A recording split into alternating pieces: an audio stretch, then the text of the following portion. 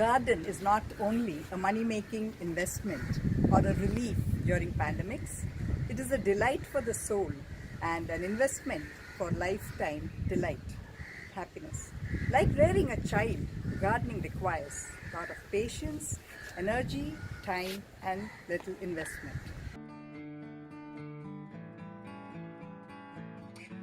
There are three main concerns when one wants to start a garden: the beginning, the maintenance, and later the preservation.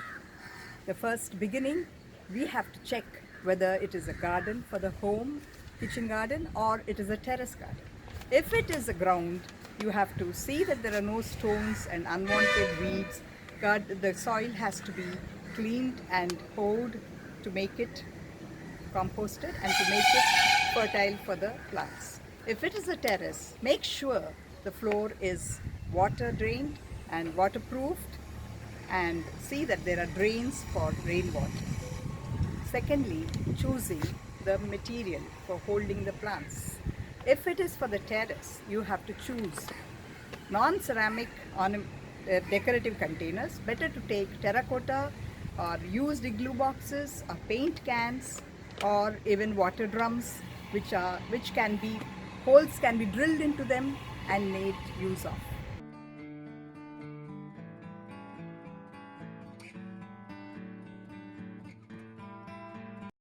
Terrace gardening, we have to make sure the containers used for the veggie plants or the ornamental flowering plants are lightweight, durable, and water resistant.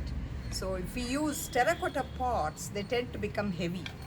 You can have drain holes and add a net at the bottom to filter out the soil.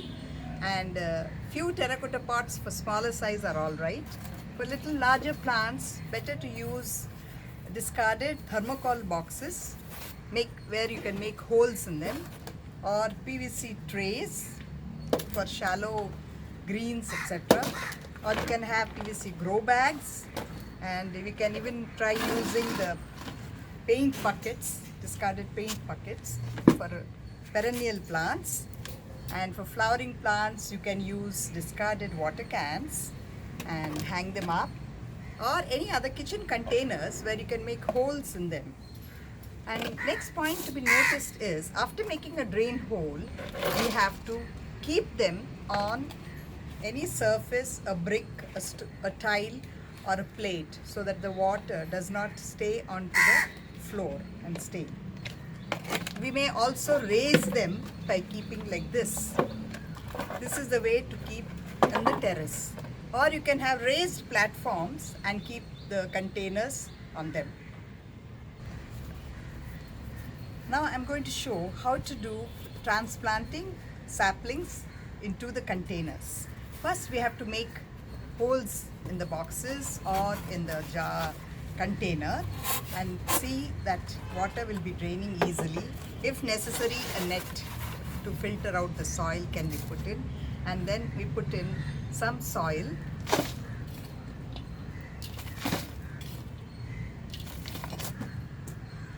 some cow dung, dried cow dung,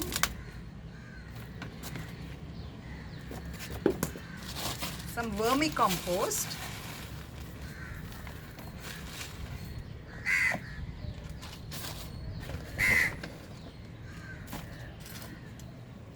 and mix all properly.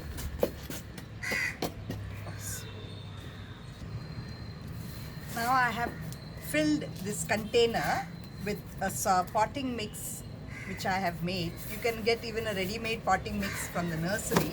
This I have put cow dung, coco peat, and vermicompost in soil,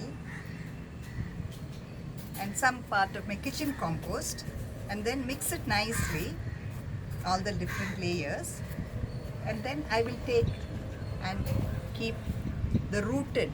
I have kept mint or pudina in bottles and rooted it and taken it from another container.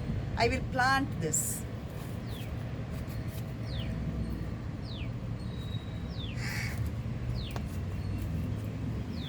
Some may prefer to use gloves for this process, but I prefer to use my fingers. which I get the best results. These are the roots mint. You can get it even bunches of mint from the market. Some of them have always roots in them like this. This can be used and for planting, transplanting. Once this is done, you have to keep it nicely covered with soil and put fresh, cover it, drain full with water, and then keep it in shade for a couple of days first. Now we'll do the transplanting of a tomato sapling. This I have grown from a small sapling and seed, and this is the baby tomatoes or the salad tomatoes. I've grown it in a small pot. Now is the time to take it out. I'll put it in a bigger grow bag since it acquires height and grows tall. You notice that the root ball is good and strong, so I'll use this. Make a hole. No problem if there are earthworms in the container. Earthworms are good for aerating the soil. I will plant it like this along with some of the old soil.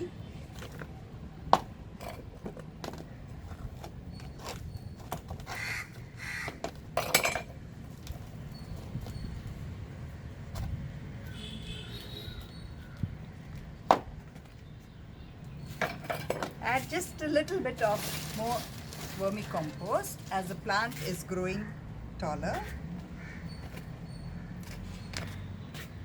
Water it till it's fully drenched.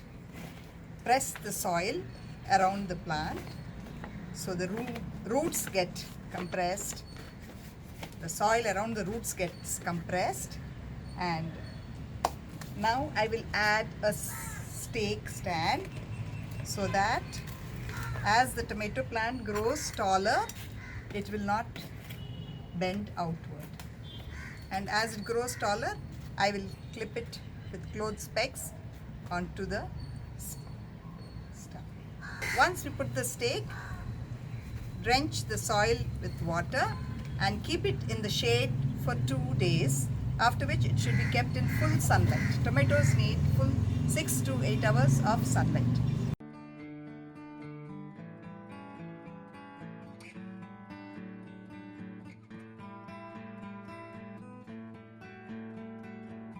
The next is a selection of soil. Continue to buy soil for the cans or pots or grow bags from a nearby nursery which is already prepared. And selection of plants.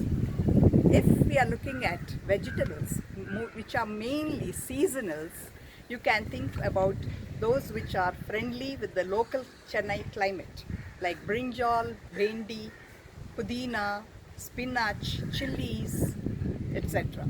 If you are thinking about perennials or biennials, which are fruit growing trees mainly, like chiku, banana, mango, guava, cherries, etc., papaya, etc.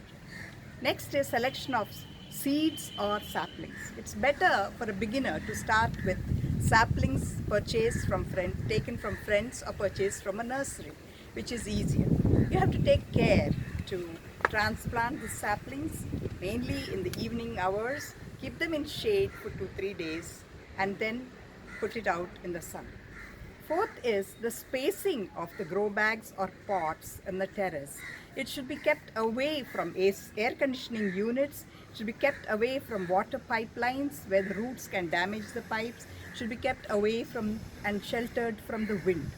And tall growing trees should be kept against a wall to be protected from the wind. And once you take care for watering and planting, make care to see every week that the drain holes are not blocked. Fruit trees should be grown in larger paint drums or plastic drums or big size igloo boxes, and they need more sunlight and away from the wind. This is cherry and this is chiku. We can use grow bags for veggies. See that the creepers have a green net for them to spread out and give a green cover for the other plants. We can use the containers like these tubs and igloo boxes, which are useful for seasonal plants. We can have trays for mint and herbs plants like pudina, coriander, etc.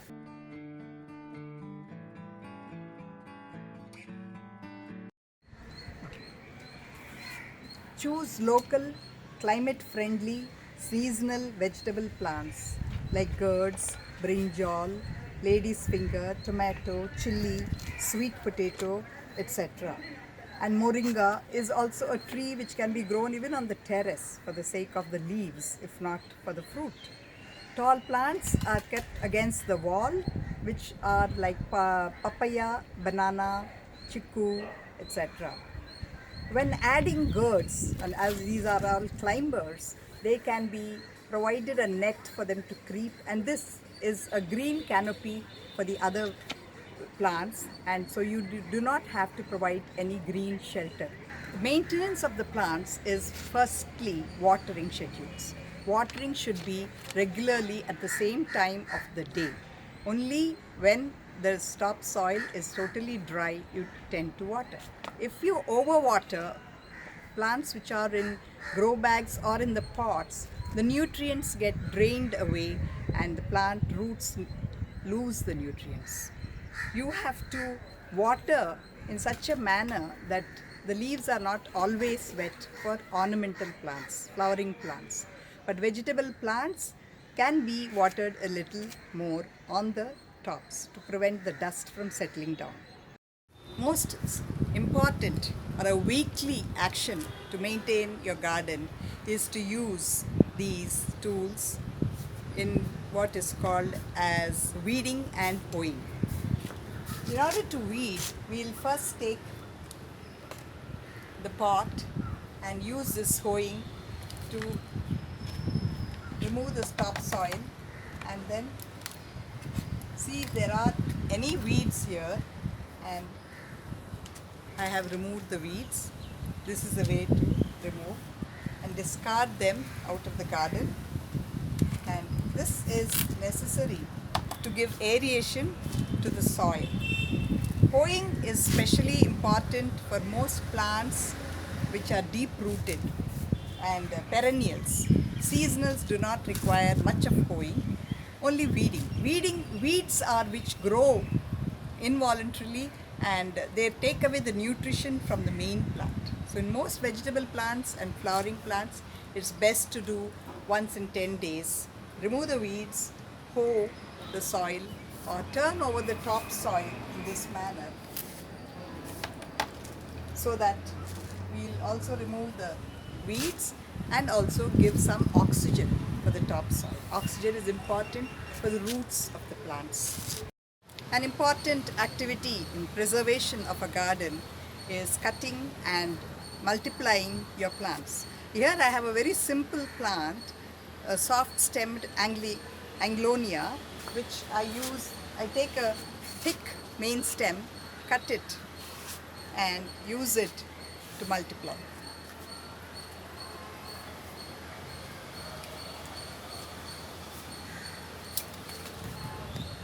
I've cut this main stem and I will take this, just add a little, cut it slanting at the bottom, just dip it into a pinch of cinnamon powder from the kitchen and plant it in sandy soil. This is one type of cutting which is simple to grow. Preservation of the garden needs an exercise once in at least 20 days. This is called pruning. When the main stems have finished flowering and drying up, we have to do pruning so that the stems will get new leaf and new saps. And also we can find thick, harder stems and use this with a pinch of cinnamon powder onto the end and plant it in sand and little bit of manure, and it will take new leaf, new shoots, and this is bougainvillea cutting. Within a month you will get beautiful flowers. There are many common pests like mealybugs, thrips, aphids, fruit fly, mites and grubs infesting these vegetable plants. We keep close by chrysanthemums, mint like pudina, and herbs and ram tulsi and plants, herbs like that, so which will keep away mosquitoes, pests and insects. We can use household ingredients as pest cleaners. These ingredients, there is a long list of them like turmeric, cinnamon powder, chunnambu powder, eggshell powder and ginger garlic, green chili mix, sour buttermilk and coconut milk. There are many items from the kitchen which you can use as nutrients and as pest stealers.